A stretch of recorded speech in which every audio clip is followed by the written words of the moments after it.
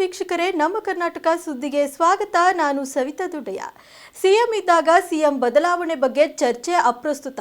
ಈ ಬಗ್ಗೆ ಹೈಕಮಾಂಡ್ ತೀರ್ಮಾನ ತೆಗೆದುಕೊಳ್ಳುತ್ತದೆ. ಅದರ ಬಗ್ಗೆ ಸಾರ್ವಜನಿಕವಾಗಿ ಚರ್ಚೆ ಮಾಡುವುದು ಸರಿಯಲ್ಲ ಎಂದು ಆರೋಗ್ಯ ಸಚಿವ ದಿನೇಶ್ ಗುಂಡೂರಾವ್ ತುಮಕೂರಿನಲ್ಲಿ ತಿಳಿಸಿದ್ದಾರೆ.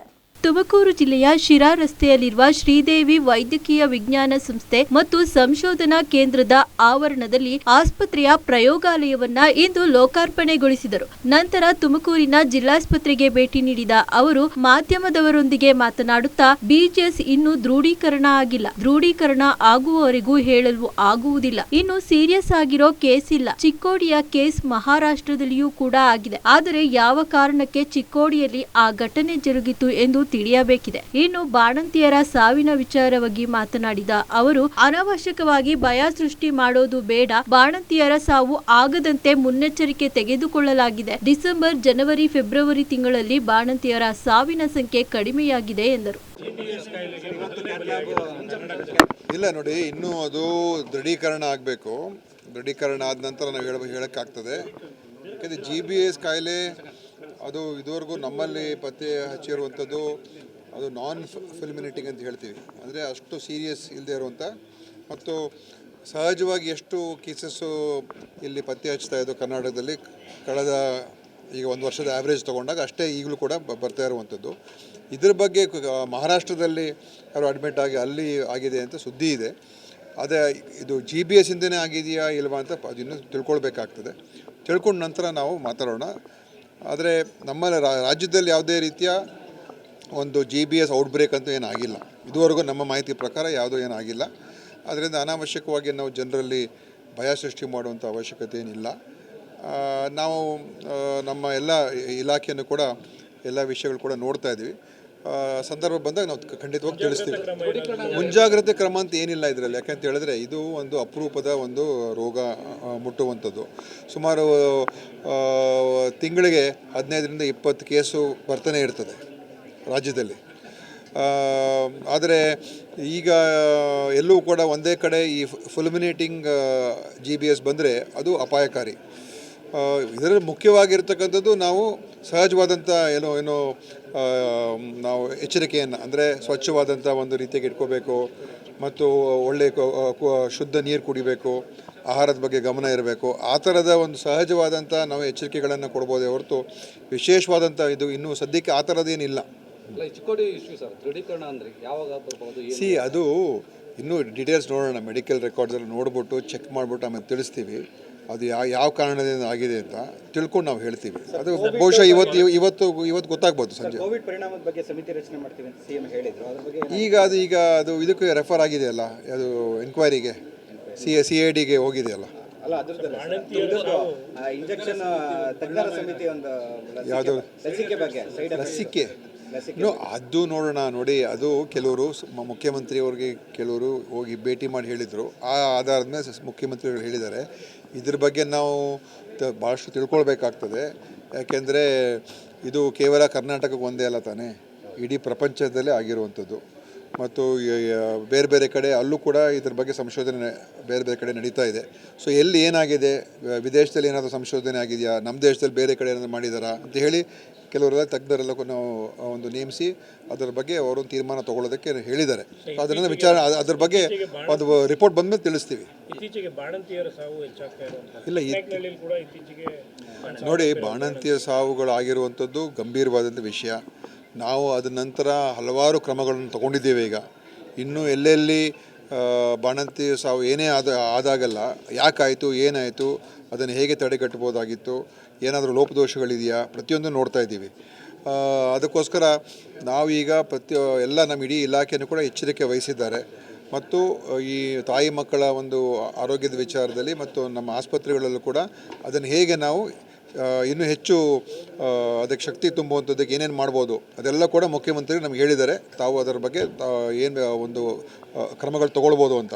ಅಧಿಕವಾದಂಥ ಒಂದು ಸಿಬ್ಬಂದಿಯನ್ನು ಮತ್ತು ಇನ್ನೂ ಹೆಚ್ಚುವರಿ ನಮ್ಮ ಸ್ತ್ರೀ ರೋಗ ತಜ್ಞರು ಮತ್ತು ನಮ್ಮ ಅನೆಸ್ಥೆಷಿಸ್ಟ್ಗಳು ಅವರು ಹೆಚ್ಚಾಗಿರಬೇಕು. ಇದೆಲ್ಲವನ್ನು ಕೂಡ ನಾವು ಮಾಡ್ತಾಯಿದ್ದೀವಿ. ಅದರಿಂದ ಈಗಾಗಲೇ ನಾವು ನೋಡಿದಂಗೆ ಡಿಸೆಂಬರ್ ಆದ ನಂತರ ಡಿಸೆಂಬರು, ಜನವರಿ, ಫೆಬ್ರವರಿಗೆ ಸಾವುಗಳು ಆಗ್ತಾ ಇರುವಂಥದ್ದು ಇಳಿಕೆ ಆಗ್ತಾಯಿದೆ. ಇಳಿಕೆ, ಯಾಕಂದರೆ ನಾವು ಹೆಚ್ಚು ಗಮನ ಕೊಡ್ತಾ ಇದ್ದೀವಿ. ಅದರಿಂದ ನಮ್ಮ ವ್ಯವಸ್ಥೆಯನ್ನು ಇನ್ನೂ ಸದೃಢ ಮಾಡ್ತಕ್ಕಂಥ ಪ್ರಯತ್ನ ನಡೀತಾ ಉಂಟು. ಜಯದೇವ ಹೃದ್ರೋಗ ಕೇಂದ್ರ ತುಮಕೂರಿಗೆ ಬೊಮ್ಮಾಯಿ ಅವ್ರ ಕಾಲದಲ್ಲೇ ಮಂಜೂರಾಗಿದೆ. ಯಾವುದು ಜಯದೇವ ಹೃದ್ರೋಗ ಕೇಂದ್ರ ಉಪಕೇಂದ್ರ ಮಾಡಬೇಕು ಅಂತ ಇದುವರೆಗೂ ಇದಾಗಿಲ್ಲ. ನಾನು ಅದು ನೀವು ಮೆಡಿಕಲ್ ಎಜುಕೇಷನ್ ಡಿಪಾರ್ಟ್ಮೆಂಟ್ ಕೇಳಬೇಕು, ಯಾಕಂದರೆ ಅದು ಅವರ ಇಲಾಖೆಗೆ ಬರ್ತದೆ. ಆದರೆ ಈಗ ಇದ್ರ ಬಗ್ಗೆ ನಾನು ವಿಚಾರಿಸ್ತೀನಿ. ಜಿಲ್ಲಾಸ್ಪತ್ರೆಯಲ್ಲಿ ಅವ್ಯವಸ್ಥೆ ಆಗರವಾಗಿದೆ ಅಂತ ಪ್ರತಿನಿತ್ಯ ಏನು ಸುದ್ದಿ ಮಾಡ್ತಾನೆ ಇದ್ದೀವಿ, ಆದರೂ ಎಲ್ಲ ಒಂದು ಕಡೆ ಗಮನಕ್ಕೆ ಬಂದಿಲ್ವಾ? ಬಾಣಂತಿಯ ಸಾವು ಕೂಡ ಆಯಿತು. ಇಲ್ಲಿ ಈಗಾಗಲೇ ಅದ್ರ ಬಗ್ಗೆ ಹೇಳಿದ್ದೀನಿ, ಆಯಿತಾ. ಈಗ ಜಿಲ್ಲಾ ಆಸ್ಪತ್ರೆಗೆ ಈಗ ಅದಕ್ಕೆ ಹೊಸ ರೂಪ ಕೊಡಬೇಕು ಅಂತ ಹೇಳಿ ನಮ್ಮ ಜಿಲ್ಲಾ ಉಸ್ತುವಾರಿ ಸಚಿವರು, ಮಾಜಿ ಉಪಮುಖ್ಯಮಂತ್ರಿಗಳು ಪರಮೇಶ್ವರ್ ಸಾಹೇಬರು ಹೇಳಿದ್ದಾರೆ. ಅದಕ್ಕೊಂದು ಸಮಗ್ರ ಒಂದು ಇದನ್ನು ನಾವು ತಯಾರು ಮಾಡ್ತಾ ಇದ್ದೀವಿ, ಆಯಿತಾ. ಅದನ್ನು ಮಾಡ್ತೀವಿ. ಈಗ ಇರುವಂಥದ್ರಲ್ಲಿ ಯಾರ ಮೇಲೆ ಅಲ್ಲಿ ಜಿಲ್ಲಾಸ್ಪತ್ರೆ ಸಂಬಂಧಪಟ್ಟ ಇಲ್ಲ ಏನಾದರೂ ನಿರ್ದಿಷ್ಟವಾದಂಥ ನಮಗೆ ಆರೋಪಗಳಿದೆ, ಖಂಡಿತ ಅದ್ರ ಬಗ್ಗೆ ನಾವು ನೋಡ್ತೀವಿ. ಇಲ್ಲ ಇವತ್ತಿಲ್ಲ, ನಾನು ಟಿಪ್ಟೂರು ಭೇಟಿ ಕೊಡ್ತಾ ಇದ್ದೀನಿ. ಟಿಪ್ಟೂರಿನ MCH ಆಸ್ಪತ್ರೆಗೆ ಭೇಟಿ ಕೊಡ್ತಾ ಇದ್ದೀನಿ. ಮತ್ತೆ ಹೊರಗಡೆ ಔಷಧಿ ಬರ್ಕೊಳ್ಬಾರ್ದು ಅಂತಿದೆ. ಸೊ ಒಂದು ವೇಳೆ ಔಷಧಿ ಇಲ್ಲದೆ ಇದ್ರು ಕೂಡ ಅವ್ರು ಫಂಡ್ ಇದೆ, ಆ ಫಂಡಿನ ತಂದು ಹೌದು ಅದು ಆಗ್ತಾ ಇಲ್ಲ. ಡಿಸ್ಟ್ರಿಕ್ಟ್ ಹಾಸ್ಪಿಟಲ್ ನೋಡಿ, ನೀವು ನೋಡಿ ಹಂಗೆಲ್ಲ ಹೇಳ್ಬೇಡಿ. ನೀವು ಆಗ್ತಾ ಇದೆ ನೋಡಿ, ಏನಾದ್ರು ನೋಡಿ, ಅವರ ದುಡ್ಡಲ್ಲೂ ಅವ್ರ ಹತ್ರನೂ ಕೂಡ ದುಡ್ಡು ಕೊಟ್ಟಿರ್ತೀವಿ, ಔಷಧಿಗಳು ಖರೀದಿ ಮಾಡಿ ಕೊಡಬೇಕು. ಅಲ್ಲಿ ಕೊಡದೆ ಹೋದರೆ ಅದು ಅಪರಾಧನೇ, ಆಯಿತಾ. ಆ ಥರ ಏನಾದರೂ ನಿರ್ದಿಷ್ಟ ನೀವು ಇದರ ಪ್ರಕರಣಗಳು ಹೇಳಿದ್ರೆ ಖಂಡಿತ ನಾನು ಕ್ರಮ ತಗೊಳ್ತೀನಿ. ಅನುಭವ ಬಗ್ಗೆ ನಮಗೆ ಹೇಳಿ, ಯಾರು ಡಾಕ್ಟ್ರು, ಯಾರು ಬರ್ಕೊಟ್ರು, ಯಾರು ಅಂತ ಹೇಳಿ ಅವ್ರನ್ನ ಕ್ರಮ ತಗೊಳ್ತೀವಿ. ಓಕೆ, ನನಗೆ ಹೇಳಿ. ಬದಲಾವಣೆ ಸರ್, ಸಿಎಂ ಬದಲಾವಣೆ ವಿಚಾರ ಸರ್. ಸಿಎಂ ಇದ್ದಾಗ ಸಿಎಂ ಬದಲಾವಣೆ ಯಾಕೆ ಮಾತಾಡೋದು? 2.5 ವರ್ಷ ಆಗಿದೆ. ನೋಡಪ್ಪ, ನೀವುಗಳು ಏನೋ ಕೇಳ್ಕೊಂಡು ಕೂತ್ಕೊಂಡ್ರೆ ನಾವು ಅದಕ್ಕೆ ಉತ್ತರ ಕೊಡೋಕ್ಕಾಗೋದಿಲ್ಲ. CM ಅವ್ರು ಇದ್ದಾಗ CM ಅವ್ರು ಬದಲಾವಣೆ ಮಾಡುವಂಥ ಚರ್ಚೆ ಆಗುವಂಥದ್ದು ಖಂಡಿತವಾಗಿಯೂ ಒಳ್ಳೆಯದಲ್ಲ, ಅಪ್ರಸ್ತುತ. ಅದು CM ಬದಲಾವಣೆ ಬಗ್ಗೆ ನಾವು ಮಾತನಾಡಲೇಬಾರ್ದು. ಆರ್ಥಿಕ ದುಸ್ಥಿತಿಯಿಂದ ರಾಜ್ಯ ದಿವಾಳಿ ಅಂಚಿಗೆ ಬಂದು ತಲುಪಿದೆ ಎಂದು ಬಿಜೆಪಿ ರಾಜ್ಯಾಧ್ಯಕ್ಷ BY ವಿಜಯೇಂದ್ರ ತಿಳಿಸಿದ್ದಾರೆ. ಬೆಂಗಳೂರಿನಲ್ಲಿ ಮಾತನಾಡಿದ ಬಿಜೆಪಿ ಘಟಕದ ಅಧ್ಯಕ್ಷ BY ವಿಜಯೇಂದ್ರ ಅವರು ರಾಜ್ಯದ ಆರ್ಥಿಕ ಪರಿಸ್ಥಿತಿ ಬಗ್ಗೆ ಶ್ವೇತಪತ್ರ ಹೊರಡಿಸಬೇಕು ಎಂದು ಒತ್ತಾಯಿಸಿದರು. ಸತತವಾಗಿ ಬೆಲೆ ಏರಿಕೆ ಮೂಲಕ ಸರ್ಕಾರ ಬಡವರ ಮೇಲೆ ಬರೆ ಎಳೆಯುತ್ತಿದೆ. ಕರ್ನಾಟಕ ರಾಜ್ಯ ಸಾರಿಗೆ ಸಂಸ್ಥೆಗಳಿಗೆ ರಾಜ್ಯ ಸರ್ಕಾರ 7,000 ಕೋಟಿ ನೀಡಬೇಕಿದ್ದು ಇನ್ನೂ ಕೊಟ್ಟಿಲ್ಲ. ಸಾರಿಗೆ ಸಂಸ್ಥೆ ಮುಚ್ಚುವ ಸ್ಥಿತಿಗೆ ತಲುಪಿದೆ ಎಂದಿದ್ದಾರೆ. ರಾಜ್ಯದಲ್ಲಿ ಯಾವುದೇ ಒಂದು ಅಭಿವೃದ್ಧಿ ಕೆಲಸ ಕಾರ್ಯಗಳು ಆಗ್ತಾ ಇಲ್ಲ. ಯಾವುದೇ ಶಾಸಕರಿಗೆ ತಮ್ಮ ಕ್ಷೇತ್ರದ ಅಭಿವೃದ್ಧಿಗೋಸ್ಕರ ಅನುದಾನವನ್ನು ನೀವು ಕೊಟ್ಟಿಲ್ಲ.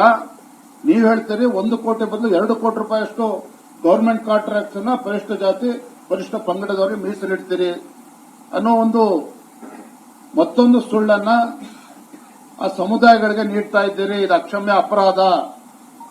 ಇದು ಅಕ್ಷಮ್ಯ ಅಪರಾಧ. ಇವತ್ತು ಮೊನ್ನೆ ನಮ್ಮ ವಿರೋಧ ಪಕ್ಷದ ನಾಯಕರು ಸರಿಯಾಗಿ ಹೇಳಿದ್ದಾರೆ, ಚಲವಾದಿ ನಾರಾಯಣ ಸ್ವಾಮಿ ಅವರು. ಇವತ್ತು ಎಲ್ಲಿ ಏನ್ ಕ್ರೋಢೀಕರಣ ಆಗ್ತಾ ಇದೆ, ಆ ಹಣ ಎಲ್ಲಿ ಹೋಗ್ತಾ ಇದೆ, ಎಲ್ಲಿ ಉಪಯೋಗ ಆಗ್ತಾ ಇದೆಯೋ ದುರುಪಯೋಗ ಆಗ್ತಾ ಇದೆಯೋ, ಇದು ಕೂಡ ನಮಗೆ ಉತ್ತರ ಸಿಗ್ತಾ ಇಲ್ಲ. ಹಾಗಾಗಿ ಗೌರವಾನ್ವಿತ ಮುಖ್ಯಮಂತ್ರಿಗಳಲ್ಲಿ ನಾನು ಆಗ್ರಹವನ್ನ ಮಾಡ್ತೇನೆ, ಆಲ್ ಈಸ್ ವೆಲ್ ಈ ನಾಟಕವನ್ನ ಬದಿಗಿಡಿ. ರಾಜ್ಯದ ಆರ್ಥಿಕ ಬಗ್ಗೆ ಒಂದು ಶ್ವೇತಪತ್ರವನ್ನ ಹೊರಡಿಸಬೇಕು. ರಾಜ್ಯದ ಆರ್ಥಿಕ ಪರಿಸ್ಥಿತಿಯ ಬಗ್ಗೆ ಒಂದು ಶ್ವೇತಪತ್ರವನ್ನ ಹೊರಡಿಸಬೇಕು ಅಂತೇಳಿ ಈ ರಾಜ್ಯದ ಮುಖ್ಯಮಂತ್ರಿಗಳನ್ನ ಆಗ್ರಹವನ್ನ ಮಾಡ್ತಾ ಇದ್ದೇನೆ. ನಿಮ್ಮ ಗ್ಯಾರಂಟಿಗಳ ಬಗ್ಗೆ ನಮ್ಮ ವಿರೋಧ ಇಲ್ಲ. It's your duty. ಚುನಾವಣೆ ಸಂದರ್ಭ ನೀವು ಭರವಸೆ ಕೊಟ್ಟಂತೆ ಗ್ಯಾರಂಟಿಗಳು ಅನುಷ್ಠಾನ ಆಗಲೇಬೇಕು. ಆದ್ರೆ ನೀವೇನ್ ಮಾಡ್ತಾ ಇದ್ದೀರಿ? ಪ್ರತಿ ತಿಂಗಳು ಗ್ಯಾರಂಟಿಗಳನ್ನ ಕೊಡ್ತೇವೆ, ಯುವ ನಿಧಿ ಪ್ರತಿ ತಿಂಗಳು ಅಕೌಂಟಿಗೆ ಹಾಕ್ತೇವೆ, ಹೊಸ ಅದಕ್ಕೆ ಕಂಡೀಷನ್ಸ್ ಅನ್ನು ಹಾಕಿದ್ರೆ ಅದು ಒಂದು ಭಾಗ ಆಯಿತು. ಆದ್ರೆ ಕಳೆದ 6 ತಿಂಗಳಿಂದ 4 ತಿಂಗಳಿಂದ 8 ತಿಂಗಳಿಂದ ಅಕ್ಕಿ ದುಡ್ಡು ಬರ್ತಾ ಇಲ್ಲ, ಗೃಹಲಕ್ಷ್ಮಿನೂ ಕೂಡ ಬರ್ತಾ ಇಲ್ಲ, ಯುವ ನಿಧಿ ಬಗ್ಗೆ ಚಕಾರ ಎತ್ತಾ ಇಲ್ಲ. ಇದರ ನಡುವೆ 16ನೇ ಬಜೆಟ್ ಅನ್ನ ಮಂಡನೆ ಮಾಡೋದಕ್ಕೆ ಹೊರಟಿದ್ದೀರಿ. ಆರ್ಥಿಕ ಪರಿಸ್ಥಿತಿಯ ಬಗ್ಗೆ ರಾಜ್ಯದ ಜನರ ಗಮನಕ್ಕೆ ತರಬೇಕು ಅಂತೇಳಿ ಅವತ್ತು ಆಗ್ರಹವನ್ನ ಮಾಡ್ತಾ ಇದ್ದೇವೆ. ಕೇಂದ್ರ ಸಚಿವ HD ಕುಮಾರಸ್ವಾಮಿ ಅವರು ಕೆಮ್ಮಿನಿಂದ ಬಳಲುತ್ತಿದ್ದು ಹೆಚ್ಚಿನ ತಪಾಸಣೆಗಾಗಿ ಚೆನ್ನೈನ ಅಪೋಲೋ ಆಸ್ಪತ್ರೆಗೆ ದಾಖಲಾಗಿದ್ದಾರೆ. ಜ್ವರ ಕೆಮ್ಮಿಗೆ ಅಪೋಲೋ ಆಸ್ಪತ್ರೆಗೆ ಅವರು ಯಾಕೆ ಭೇಟಿ ಕೊಡುತ್ತಿದ್ದಾರೆ ಎಂಬ ಬಗ್ಗೆ ಕುತೂಹಲ ಮೂಡಿದೆ. ಕಳೆದ ವಾರ ಬೆಂಗಳೂರಿನ ಜಯನಗರ ಆಸ್ಪತ್ರೆಯಲ್ಲಿ ಕೂಡ ಎಚ್.ಡಿ. ಕುಮಾರಸ್ವಾಮಿ ಅವರು ವೈದ್ಯಕೀಯ ಪರೀಕ್ಷೆಗೆ ಗುರಿಯಾಗಿದ್ದರು. ಸಚಿವರಾದ ಬಳಿಕ ನಿರಂತರ ಪ್ರವಾಸ ಅವರ ಆರೋಗ್ಯದ ಮೇಲೆ ಪರಿಣಾಮ ಬೀರಿದೆ ಎಂದು ಹೇಳಲಾಗುತ್ತಿದೆ. ವೈದ್ಯರು ವಿಶ್ರಾಂತಿ ಪಡೆಯುವಂತೆ ಸಲಹೆ ನೀಡಿದ್ದಾರೆ.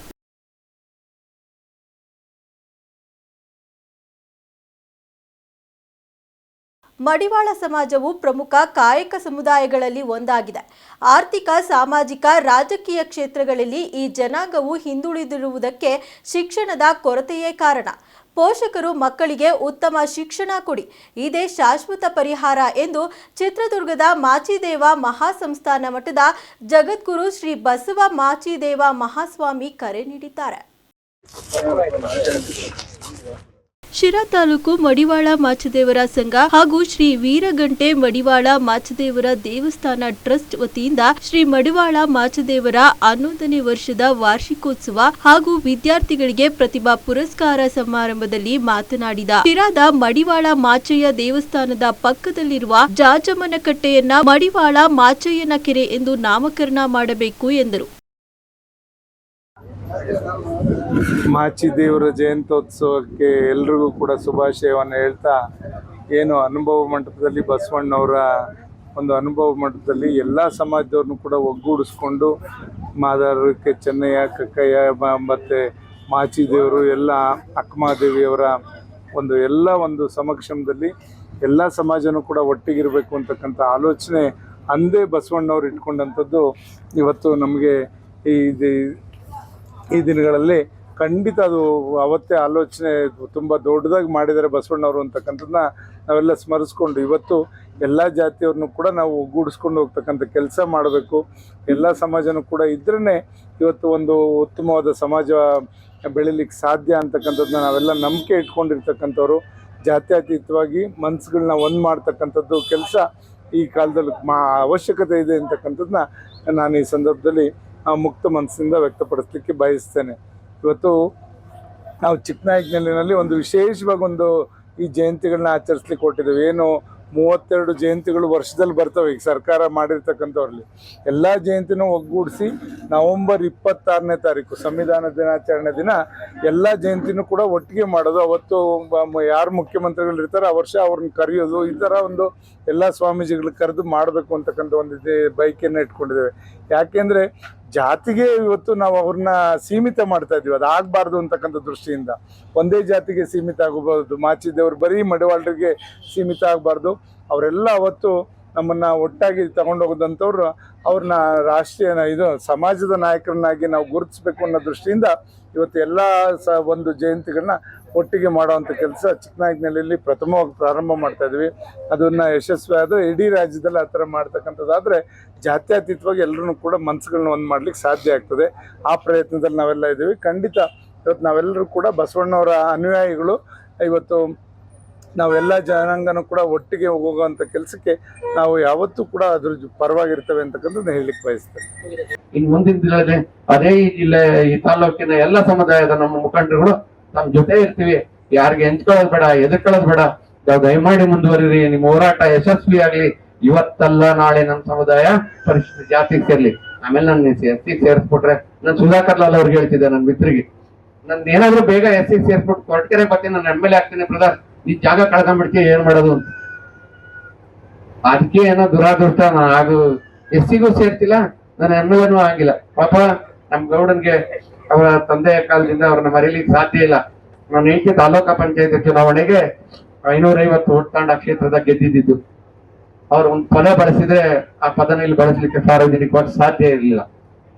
ಆವತ್ತು ಅವತ್ತಿನ ಕಾಲದಿಂದಲೂ ಬಹುಶಃ ಅವರ ನಮ್ಮ ರಾಜಕೀಯ ಅಂದ್ರೆ ಸಣ್ಣ ಪುಟ್ಟ ವ್ಯತ್ಯಾಸ ಬರುತ್ತೆ, ಅದು ಸರ್ವೇ ಸಾಮಾನ್ಯ. ಅದು ತಪ್ಪು ಗ್ರಹಿಕೆಯಿಂದಲಾದ್ರೂ ಬರ್ಬೋದು ಅಥವಾ ಸಮಯ ಸಂದರ್ಭಗಳಾದ್ರೂ ಬರ್ಬೋದು. ಆ ರೀತಿಯ ಒಂದು ಬಾಂಧವ್ಯ ಇದೆ ಅನ್ನೋ ಮಾತನ್ನ ಹೇಳ್ತಾ ನಾನು ಕೂಡ ರೆಡಿ ಇದ್ದೀನಿ.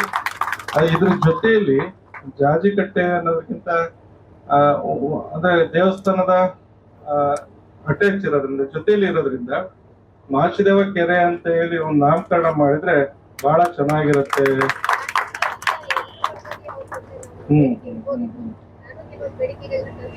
ಸರಿ ಸರಿ ಸರಿ ಆಯ್ತು, ನಾವು ಶಾಸಕರ ಗಮನಕ್ಕೂ ಕೂಡ ತರ್ತೀವಿ. ತಮ್ಮ ಪರಿಶ್ರಮನು ತಮ್ಮ ಪ್ರಯತ್ನನು ಕೂಡ ಈಗಾಗಲೇ ನೀವು ಮಾಡ್ಕೊಂಡ ಬಂದಿರಿ. ತಮ್ಮ ಮಾತುಗಳಲ್ಲಿ ನೋವುಗಳನ್ನ ಹೇಳಿದಿರಿ. ಆ ರೀತಿಯಾಗಿ ನೋವು ಮಾಡ್ಕೊಂಡು ಜೊತೆಗಿದ್ದೀವಿ. ನೀವು ಪ್ರಾಮಾಣಿಕ ಪ್ರಯತ್ನ ಮಾಡ್ತಿದ್ರಿ ಅಂದ್ರೆ ಖಂಡಿತವಾಗಿ ನಿಮ್ ಜೊತೆಗೆ ನಾವು ಇದೀವಿ ಅಂತಕ್ಕಂಥದ್ದನ್ನು ಕೂಡ ಈ ಸಂದರ್ಭದಲ್ಲಿ ಹೇಳಿ, ಒಂದು ಮಾಚಿದೇವ ಕೆರೆ, ಮಾಚಿದೇವ ಇದೇ ಸರ್ಕಲ್ ಬೇಕಾದ್ರೆ ಯಾವ್ದಾದ್ರು ಒಂದು ಸರ್ಕಲ್ಗೆ ಮಾಚಿದೇವ ವೃತ್ತ ಅಂತ ಕೂಡ ಮಾಡ್ಲಿಕ್ಕೆ ಅವಕಾಶ ಇದೆ ಅಂತಕ್ಕಂಥ ಮಾತನ್ನ ಹೇಳಿ ನಿಮ್ಮೆಲ್ಲರ ಪರವಾಗಿ ಅವ್ರಿಗೆ ಮನವಿಯನ್ನ ಮಾಡ್ಕೊಳ್ತೇವೆ. ಒಂದ್ಸರಿ ವೇದಿಕೆ ಮೇಲೆ ಎಲ್ರಿಗೂ ಒಂದ್ಸರಿ ಜೋರಾಗಿ ಚಪ್ಪಾಳೆ ತಟ್ಟಬಿಟ್ರಿ. ಚೆನ್ನಾಗಿ. ಈ ವೇಳೆ ತುಮುಲ್ ನಿರ್ದೇಶಕ ಎಸ್ಆರ್ ಗೌಡ ಮಾತನಾಡಿ, ನಂಬಿಕೆ, ವಿಶ್ವಾಸ ಹಾಗೂ ಪ್ರಾಮಾಣಿಕತೆಗೆ ಆದರ್ಶವಾದ ಜನಾಂಗವೆಂದರೆ ಅದು ಮಡಿವಾಳ ಸಮಾಜ. ಪರಿಶಿಷ್ಟ ಜಾತಿಗೆ ಸೇರ್ಪಡೆಯ ಬಗ್ಗೆ ನಮ್ಮ ಹೋರಾಟ ಸಫಲತೆ ಹೊಂದಬೇಕಾದರೆ ಸಂಘಟನಾತ್ಮಕ ಹೋರಾಟದ ಕಿಚ್ಚನ್ನು ಬೆಳೆಸುವುದರ ಮೂಲಕ ಸಮಾಜವನ್ನ ಜಾಗೃತಗೊಳಿಸಬೇಕು ಎಂದರು. ನಿಮ್ಮ ಸಮಾಜದ ಮುಖಂಡರುಗಳು ಮಾತಾಡ್ತಕ್ಕಂಥ ಸಂದರ್ಭದಲ್ಲಿ ನೀವೆಲ್ಲರೂ ಕೂಡ ಈ ವಿಚಾರನ ಅತಿ ಸೂಕ್ಷ್ಮವಾಗಿ ಗಮನಿಸಬೇಕಾಗ್ತದೆ. ನಮ್ಮಲ್ಲಿ ಸಂಘಟನೆ ಇವತ್ತು ವಿಫಲ ಆಗ್ತಾ ಇದೆ. ನಾವೆಲ್ಲರೂ ಸಂಘಟನಾತ್ಮಕವಾಗಿ ಇರಬೇಕಾಗ್ತದೆ. ಶೈಕ್ಷಣಿಕವಾಗಿ ನಾವೆಲ್ಲರೂ ಕೂಡ ಬಹಳಷ್ಟು ತಮ್ಮ ಮಕ್ಕಳಲ್ಲಿ ಒಂದು ಪ್ರತಿಭೆಯನ್ನು ಬೆಳೆಸ್ಕೊಂತಕ್ಕಂತ ನಿಟ್ಟಿನಲ್ಲಿ ನಾವೆಲ್ಲರೂ ಹೆಚ್ಚು ಆಸಕ್ತಿಯನ್ನು ವಹಿಸಬೇಕು. ರಾಜಕೀಯವಾಗಿ ಕೂಡ ನಾವು ಪ್ರೇರೇಪಿತರಾಗಬೇಕು ಅಂತ ಹಲವಾರು ವಿಚಾರಗಳ ಬಗ್ಗೆ ಇವತ್ತು ಸಂಘಟನಾತ್ಮಕವಾಗಿ ಮಾತುಗಳನ್ನು ಆಡಿದ್ದಾರೆ. ಇವತ್ತು ತಮ್ಮೆಲ್ಲರಿಗೂ ಕೂಡ ಇದು ಅನಿವಾರ್ಯ. ಯಾಕೆಂದ್ರೆ ಈ ಒಂದು ಮಡಿವಾಳ ಸಮಾಜ ನಾನು ಬಹಳ ವರ್ಷಗಳಿಂದಲೂ ಕೂಡ ನಿರಂತರವಾಗಿ ಈ ಸಮಾಜದ ಜೊತೆಲಿರ್ತಕ್ಕಂಥದ್ದು, ಒಂದು ನಂಬಿಕೆಗೆ, ವಿಶ್ವಾಸಕ್ಕೆ ಮತ್ತು ಪ್ರಾಮಾಣಿಕತೆಗೆ ಒಂದು ರೀತಿ ಆದರ್ಶವಾಗಿರ್ತಕ್ಕಂಥ ಸಮಾಜ. ಯಾಕೆಂದ್ರೆ ಎಲ್ಲೂ ಕೂಡ ಯಾರೋ ನಾವು ಒಬ್ಬರು ನಂಬಿದಿರ ಅಂದ್ರೆ ಈ ಸಮಾಜದ ಪ್ರತಿಯೊಬ್ರು ಕೂಡ ಅವ್ರ ಮೇಲೆ ನಂಬಿಕೆ ಇಟ್ಕೊಂಡು ಹೋಗ್ತಾರೆ. ಆ ನಂಬಿಕೆ ಇನ್ನೊಬ್ಬರಿಂದ ವಂಚಿತರಾಗ್ಬೋದೇ ಹೊರತು ಈ ಸಮಾಜದಿಂದ ನಂಬಿಕೆ ಇವತ್ತು ವಂಚಿತ ಆಗೋದಕ್ಕೆ ಸಾಧ್ಯ ಇಲ್ಲ. ಅದ್ರ ಜೊತೆಯಲ್ಲಿ ಇವತ್ತು ಒಂದು ತಾವೆಲ್ಲರೂ ಕೂಡ ಒಂದು ಪರಿಶಿಷ್ಟ ವರ್ಗಕ್ಕೆ ಸೇರ್ಪಡೆ ಆಗ್ಬೇಕು, ಜಾತಿ ಪರಿಶಿಷ್ಟ ಜಾತಿಗೆ ಸೇರ್ಪಡೆ ಆಗ್ಬೇಕು ಎಂಬ ಒಂದು ಕೂಗು ಬಹಳ ದಿನಗಳಿಂದಲೂ ಕೂಡ ಇವತ್ತು ನಡೀತಾ ಇದೆ. ಇವತ್ತು ತಾವೆಲ್ಲರೂ ಕೂಡ ಹೋರಾಟದ ಕಿಚ್ಚನ್ನ ನೀವು ಬೆಳೆಸಿದಾಗ ಮಾತ್ರ ಅದು ಸಾಧ್ಯ ಆಗೋದಕ್ಕೆ, ಇವೆಲ್ಲರೂ ಕೂಡ ಅನುಕೂಲ ಆಗೋದಕ್ಕೆ ಸಾಧ್ಯ ಆಗ್ತದೆ. ರೆಡಿ ಫಂಡ್ ಇದೆ, ಕೆಲಸ ಮಾಡಕ್ ನಮ್ಗೆ ಅವಕಾಶ ಆಗ್ತಾ ಇಲ್ಲ. 80 ಲಕ್ಷ ನಮ್ಗೆ ಜಾಜಿ ಕಟ್ಟೆಗೆ ಅಂತ ನಾವು ಮೀಸಲಿಟ್ಟಿದೀವಿ. ಅದು ಪ್ರತಿ ವರ್ಷ ದಿನೇ ದಿನ ಕಮ್ಮಿ ಆಗ್ತಾ ಬರ್ತಾ ಇದೆ. ನನ್ಗೊಂದ್ ಆಸೆ ಇದೆ, ಮಾಚಿದೇವ ದೇವಸ್ಥಾನದಲ್ಲಿ ನಾನು ಕುಮಾರಣ್ಣ ಬರ್ತಿರ್ತಾರೆ, ನಮ್ಮ ಪತ್ರಕರ್ತರ ಅಂತ ಶ್ರೀ ಟಿವಿ ಅಂತ ಒಂದ್ ಒಳ್ಳೆ ಚಾನೆಲ್ ನ ಅವ್ರು ಓಪನ್ ಮಾಡಿ ಇವತ್ತು ಶಿರಾ ತಾಲೂಕಲ್ಲಿ ತುಂಬಾ ಹೆಸರು ಮಾಡಿದ್ದಾರೆ. ನಾನ್ ಯಾವಾಗ್ಲೂ ಹೇಳ್ತಾ ಇರ್ತೀನಿ, ಆ ದೇವಸ್ಥಾನದ ಬಗ್ಗೆ ಯಾವಾಗಾದ್ರೂ ಅವ್ರ ಹತ್ರ ಮಾತಾಡ್ಬೇಕಾರೆ, ಅಣ್ಣ ಅದನ್ನ ಅಮಾನಿ ಕೆರೆ ತರ ಎಲ್ಲ ಜಾಜಿ ಕಟ್ಟೆ ಮಾಡ್ಬಿಟ್ಟು ಬೋಟಿಂಗ್ ಮಾಡ್ಬಿಟ್ಟು ಒಂದೊಳ್ಳೆ ಪಾರ್ಕ್ ಮಾಡ್ಬಿಟ್ರೆ ಜನ ಎಲ್ಲ ಓಡಾಡ್ತಿರ್ತಾರೆ, ನಿಮ್ ದೇವಸ್ಥಾನ ಅಭಿವೃದ್ಧಿ ಆಗುತ್ತೆ ಅಲ್ವಾ ಅಣ್ಣ. ಹಾಗೆ ನಾನು ಇವತ್ತು ನಿಜವಾಗ್ಲೂ ಬರ್ಬಾರ್ದು ಅನ್ಕೊಂಡಿದ್ದೆ, ಯಾಕಂದ್ರೆ ಇದೊಂದು ಕೆಲಸ ನನಗೆ ಮುಂದೋಗಕ್ ಆಗ್ತಾ ಇಲ್ಲ. ನಾನು ಈಗ ಸೂಡ ಅಧ್ಯಕ್ಷರಾದಂತ ಮಂಜಣ್ಣವ್ರನ್ನ ಸುಮಾರು ಸಲ ಕೇಳ್ಕೊಂಡಿದೀನಿ, ಅಣ್ಣ ಅದೇನ್ ಮಾಡ್ಬೋದು ಒಂಚೂರು ಮುಂದುವರಿಸಿ ಅಣ್ಣ, ನನ್ನ ಅವಧಿ ಒಳಗೆ ಮಾಡ್ಕೊಡಿ ಅಂತ. ಯಾಕಂದ್ರೆ ನಾನು ರಾಜಕೀಯನೇ ಜೀವನ ಅನ್ಕೊಂಡ್ ಬಂದವಳಲ್ಲ, ಅವಕಾಶ ಸಿಕ್ತು ಬಂದಿದ್ದೀನಿ. ಬಟ್ ಕೊಟ್ಟಿರೋಂತ ಎಲ್ಲ ಮಾತನ್ನ ನಾನು ಉಳಿಸ್ಕೊಂಡಿದ್ದೀನಿ. ಇವತ್ತು ದೇವರ ಸನ್ನಿಧಿಲಿ ಹೇಳ್ತಾ ಇದ್ದೀನಿ, ನಾನ್ ಜನಗಳಿಗೆ ಏನ್ ಮಾತು ಕೊಟ್ಟಿದ್ದೆ ಎಲ್ಲ ಉಳಿಸ್ಕೊಂಡಿದ್ದೀನಿ. ಈ ಸಂದರ್ಭದಲ್ಲಿ ಶಿರಾ ತಾಲೂಕು ಮಡಿವಾಳ ಸಂಘದ ಅಧ್ಯಕ್ಷ ಬಿಕೆ ಈಶ್ವರ್, ನಗರಸಭೆ ಸದಸ್ಯರುಗಳಾದ ಆರ್ ಉಗ್ರೇಶ್, ಎಸ್ಎಲ್ ರಂಗನಾಥ್, ಸ್ವಾತಿ, ಮಂಜೇಶ್, ಗ್ರಾಮ ಪಂಚಾಯಿತಿ ಅಧ್ಯಕ್ಷೆ ಕವಿತಾ ಕರಿಯಣ್ಣ ಮತ್ತಿತರರು ಹಾಜರಿದ್ದರು. ನಟ ದರ್ಶನ್ ಇದೇ ಫೆಬ್ರವರಿ 16ರಂದು 48ನೇ ವಸಂತಕ್ಕೆ ಕಾಲಿಟ್ಟಿದ್ದಾರೆ. ಆದರೆ ಈ ಬಾರಿ ತಮ್ಮ ಅಭಿಮಾನಿಗಳೊಂದಿಗೆ ಜನ್ಮದಿನ ಆಚರಿಸಿಕೊಂಡಿಲ್ಲ. ಈ ಬಗ್ಗೆ ತಮ್ಮ ಕೋಟ್ಯಾಂತರ ಅಭಿಮಾನಿಗಳಿಗೆ ಮೊದಲೇ ತಿಳಿಸಿದ್ದರು. ಇದೀಗ ತಮ್ಮ ಅಭಿಮಾನಿಗಳ ಪುಣ್ಯ ಕಾರ್ಯಕ್ಕೆ ದಾಸ ಹೃದಯಪೂರ್ವಕ ನಮನ ಸಲ್ಲಿಸಿದ್ದಾರೆ. ಸ್ಯಾಂಡಲ್ವುಡ್ನ ಚಾಲೆಂಜಿಂಗ್ ಸ್ಟಾರ್ ತಮ್ಮ ಅಧಿಕೃತ ಇನ್ಸ್ಟಾಗ್ರಾಂನಲ್ಲಿ ಸರಣಿ ಪೋಸ್ಟ್ಗಳನ್ನ ಹಂಚಿಕೊಂಡಿದ್ದಾರೆ. ಸ್ಪೆಷಲ್ ಪೋಸ್ಟ್ಗಳಿಗೆ ಈ ಪುಣ್ಯ ಕಾರ್ಯದಲ್ಲಿ ಪಾಲ್ಗೊಂಡ ಎಲ್ಲಾ ನನ್ನ ಸೆಲೆಬ್ರಿಟಿಗಳಿಗೆ ಹೃದಯಪೂರ್ವಕ ಧನ್ಯವಾದಗಳು ಎಂದು ಬರೆದುಕೊಂಡಿದ್ದಾರೆ. ಪ್ರತಿ ಪೋಸ್ಟ್ಗಳು ಕೂಡ ಅವರ ಅಭಿಮಾನಿಗಳ ಸಾಮಾಜಿಕ ಸೇವೆಯನ್ನ ಒತ್ತಿ ಹೇಳಿದೆ. ರಾಜ್ಯದ ಹಲವೆಡೆ ಫ್ಯಾನ್ಸ್ ತಮ್ಮದೇ ಆದ ರೀತಿಯಲ್ಲಿ ತಮ್ಮ ನೆಚ್ಚಿನ ನಟನ ಜನ್ಮದಿನ ಆಚರಿಸಿದ್ದಾರೆ. ಪಟಾಕಿ ಸಿಡಿಸಿ ಕೇಕ್ ಕತ್ತರಿಸುವುದರಿಂದ ಹಿಡಿದು ಪುಣ್ಯ ಕಾರ್ಯಗಳ ಫೋಟೋ ವಿಡಿಯೋಗಳನ್ನ ಈ ಪೋಸ್ಟ್ಗಳಲ್ಲಿ ಕಾಣಬಹುದು. ಸ್ನೇಹಿತರೊಂದಿಗೆ ರಜೆ ಕಳೆಯಲು ಆಗಮಿಸಿದ್ದ ತೆಲಂಗಾಣದ ಖಾಸಗಿ ಆಸ್ಪತ್ರೆಯ ವೈದ್ಯೆಯೊಬ್ಬರು ಈಜಲು ಹೋಗಿ ತುಂಗಾಭದ್ರಾ ನದಿಯಲ್ಲಿ ಕೊಚ್ಚಿ ಹೋಗಿರುವ ಘಟನೆ ಗಂಗಾವತಿ ತಾಲೂಕಿನ ಸಾಣಾಪುರದ ಬಳಿ ಸಂಭವಿಸಿದೆ. ನೀರಿನಲ್ಲಿ ನಾಪತ್ತೆಯಾಗಿರುವ ವೈದ್ಯೆಯನ್ನ ಹೈದರಾಬಾದ್ನ ನಾಂಪಲ್ಲಿ ಪ್ರದೇಶದ ನಿವಾಸಿ ಅನನ್ಯ ಮೋಹನ್ ರಾವ್ ಎಂದು ಗುರುತಿಸಲಾಗಿದೆ. ಇವರು ಹೈದರಾಬಾದ್ನ ವಿಕೆಸಿ ಆಸ್ಪತ್ರೆಯಲ್ಲಿ ವೈದ್ಯೆಯಾಗಿ ಸೇವೆ ಸಲ್ಲಿಸುತ್ತಿದ್ದರು. ರಜೆ ಕಳೆಯಲು ತಮ್ಮ ಸ್ನೇಹಿತರಾದ ಆಶಿತಾ ಮತ್ತು ಸಾತ್ವಿಕ್ ಜೊತೆ ಅನನ್ಯ ಅವರು ಸಾಣಾಪುರ ಸಮೀಪ ಇರುವ ಖಾಸಗಿ ಗೆಸ್ಟ್ ಹೌಸ್ಗೆ ಮಂಗಳವಾರ ಸಂಜೆ ಬಂದಿದ್ದಾರೆ. ಈ ಗೆಸ್ಟ್ ಹೌಸ್ ಹಿಂದೆ ಇರುವ ತುಂಗಭದ್ರಾ ನದಿಯಲ್ಲಿ ಈ ಮೂವರು ಈಜಲು ಹೋಗಿದ್ದರು. ಈ ಪೈಕಿ ಅನನ್ಯ ನದಿಯಲ್ಲಿ ಈಜಲು ಸಮೀಪದ ಬಂಡೆಯೊಂದರ ಮೇಲಿಂದ ನೀರಿಗೆ ಜಿಗಿದಿದ್ದಾರೆ. ನದಿಯಲ್ಲಿನ ನೀರಿನ ಸೆಳೆತದಿಂದ ಕೊಚ್ಚಿ ಹೋಗಿದ್ದಾರೆ ಎಂದು ಸ್ಥಳೀಯರು ತಿಳಿಸಿದ್ದಾರೆ. ನ್ಯಾಯಾಲಯದ ಕಲಾಪಗಳ ವಿಚಾರಣೆ ವೇಳೆ ವಕೀಲರೊಬ್ಬರು ಹೃದಯಾಘಾತದಿಂದ ಕುಸಿದು ಬಿದ್ದು ಸಾವನ್ನಪ್ಪಿರುವ ದಾರುಣ ಘಟನೆ ತೆಲಂಗಾಣದಲ್ಲಿ ನಡೆದಿದೆ. ವೇಣುಗೋಪಾಲ್ ರಾವ್ ಕುಸಿದು ಬಿದ್ದ ವಕೀಲರಾಗಿದ್ದಾರೆ. ಹೈಕೋರ್ಟ್ನ 21ನೇ ಹಾಲ್ನಲ್ಲಿ ವಾದ ಪ್ರತಿವಾದ ಆಲಿಸುವಾಗ ಅವರು ಕುಸಿದು ಬಿದ್ದಿದ್ದಾರೆ. ತಕ್ಷಣಕ್ಕೆ ಸಹಾಯಕ್ಕೆ ಆಗಮಿಸಿದ ಇತರ ವಕೀಲರು ಅವರನ್ನ ಉಸ್ಮಾನಿಯಾ ಆಸ್ಪತ್ರೆಗೆ ದಾಖಲಿಸಿದ್ದಾರೆ. ಆದರೆ ಅವರು ಹೃದಯಾಘಾತಕ್ಕೆ ಒಳಗಾಗಿದ್ದು ಸಾವನ್ನಪ್ಪಿದ್ದಾರೆ ಎಂದು ವೈದ್ಯರು ತಿಳಿಸಿದ್ದಾರೆ. ವಕೀಲರ ಈ ದಿಢೀರ್ ಸಾವು ಎಲ್ಲರನ್ನೂ ಆಘಾತವನ್ನುಂಟು ಮಾಡಿದೆ. ಅವರಿಗೆ ಸಂತಾಪ ಸಲ್ಲಿಸಿದ ನ್ಯಾಯಮೂರ್ತಿಗಳು ಕಲಾಪ ರದ್ದು ಮಾಡಿದರು. ತುರ್ತು ಅರ್ಜಿಗಳ ವಿಚಾರಣೆ ಮಾತ್ರ ನಡೆಸಲಾಯಿತು.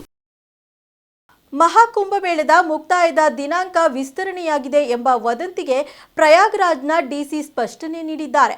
ಕಾರ್ಯಕ್ರಮದ ವೇಳಾಪಟ್ಟಿಯನ್ನ ಧಾರ್ಮಿಕ ಮುಹೂರ್ತಗಳನ್ನು ಆಧರಿಸಿ ನಿರ್ಧರಿಸಲಾಗುತ್ತದೆ ಹಾಗೂ ಅದರಲ್ಲಿ ಯಾವುದೇ ಬದಲಾವಣೆ ಇಲ್ಲ ಎಂದು ತಿಳಿಸಿದ್ದಾರೆ. ಪ್ರಯಾಗ್ರಾಜ್ನಲ್ಲಿ 144 ವರ್ಷಗಳ ಬಳಿಕ ನಡೆಯುತ್ತಿರುವ ಮಹಾಕುಂಭಮೇಳಕ್ಕೆ ಸಾಗರೋಪಾದಿಯಲ್ಲಿ ಕೋಟ್ಯಾಂತರ ಭಕ್ತರು ಆಗಮಿಸುತ್ತಿದ್ದಾರೆ. ಭಾರೀ ಜನದಟ್ಟಣೆ ಹಿನ್ನೆಲೆಯಲ್ಲಿ ಮಹಾಕುಂಭಮೇಳವನ್ನ ಪೂರ್ವ ನಿರ್ಧರಿತ ದಿನಾಂಕದಂದು ಮುಗಿಸದೆ ವಿಸ್ತರಣೆ ಮಾಡಲಾಗುತ್ತಿದೆ ಎಂಬ ವದಂತಿಗಳು ಹರಿದಾಡುತ್ತಿವೆ. ಜನವರಿ 13ರಂದು ಆರಂಭಗೊಂಡಿರುವ ಧಾರ್ಮಿಕ ಕಾರ್ಯಕ್ರಮದಲ್ಲಿ ಇದುವರೆಗೂ ನಿರೀಕ್ಷೆಗೂ ಮೀರಿ 50 ಕೋಟಿಗೂ ಅಧಿಕ ಜನರು ಭಾಗವಹಿಸಿ ಪವಿತ್ರ ಸ್ನಾನ ಮಾಡಿದ್ದಾರೆ. ಅಲ್ಲದೆ ಮಹಾಕುಂಭವು ಪೂರ್ವ ನಿರ್ಧಾರಿತವಾದಂತೆ ಫೆಬ್ರವರಿ 26ರಂದು ಸಮಾಪ್ತಿಯಾಗಲಿದೆ. ಮಹಾಕುಂಭಮೇಳವು ವಿಸ್ತರಣೆ ಆಗಲಿದೆ ಎಂಬ ಬಗ್ಗೆ ಸಾಮಾಜಿಕ ಮಾಧ್ಯಮಗಳಲ್ಲಿ ಹರಡಿರುವ ವದಂತಿಗಳನ್ನ ಪ್ರಯಾಗ್ರಾಜ್ ಜಿಲ್ಲಾ ಮ್ಯಾಜಿಸ್ಟ್ರೇಟ್ ರವೀಂದ್ರ ಮಂದಾರ್ ಸ್ಪಷ್ಟವಾಗಿ ತಳ್ಳಿ ಹಾಕಿದ್ದಾರೆ. ಕಾರ್ಯಕ್ರಮದ ವೇಳಾಪಟ್ಟಿಯನ್ನ ಧಾರ್ಮಿಕ ಮುಹೂರ್ತಗಳನ್ನ ಆಧರಿಸಿ ನಿರ್ಧರಿಸಲಾಗುತ್ತದೆ ಹಾಗೂ ಅದರಲ್ಲಿ ಯಾವುದೇ ಬದಲಾವಣೆ ಇಲ್ಲ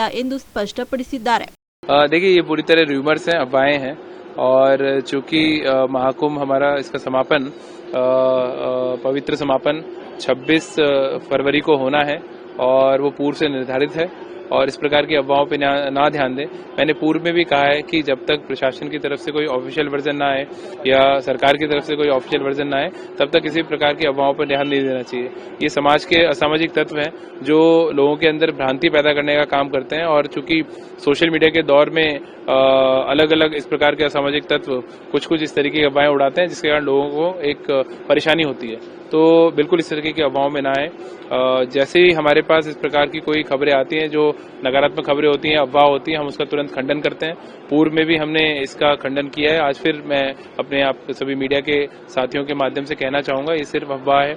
और जैसे मैंने कल भी कहा था कि कोई बॉर्डर सील नहीं है, कोई रेलवे स्टेशन बंद नहीं है और जो डेट है वो भी 26 जनवरी की सेम डेट है जब इसका समापन होगा.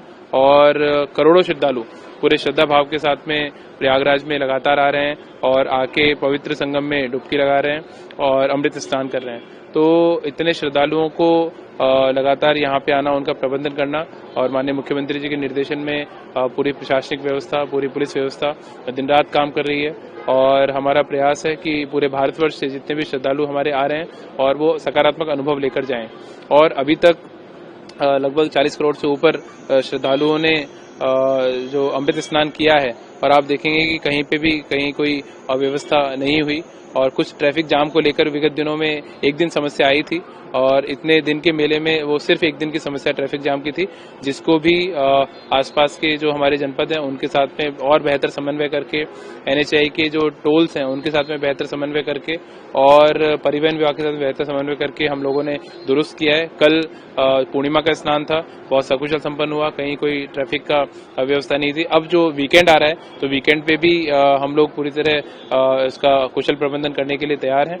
और मैंने पूर्व में भी कहा है कि जो लोग ऐसे वीकडेज पे भी आ सकते हैं तो वो वीकडेज का प्लान कर लें, ताकि एक साथ प्रेशर वीकेंड पे ना बने। बट फिर भी जो लोग आएंगे हम लोग पूरी तरह तैयार हैं और यातायात का बेहतर प्रबंधन रहेगा। ಇಷ್ಟಿತ್ತು ಈ ಹೊತ್ತಿನ ಸುದ್ದಿ ಮತ್ತು ಮನೋರಂಜನೆಗಾಗಿ ನೋಡ್ತಾ ಇರಿ ನಮ್ಮ ಕರ್ನಾಟಕ ಟಿವಿ, ಇದು ಕನ್ನಡಿಗರ ಭರವಸೆ.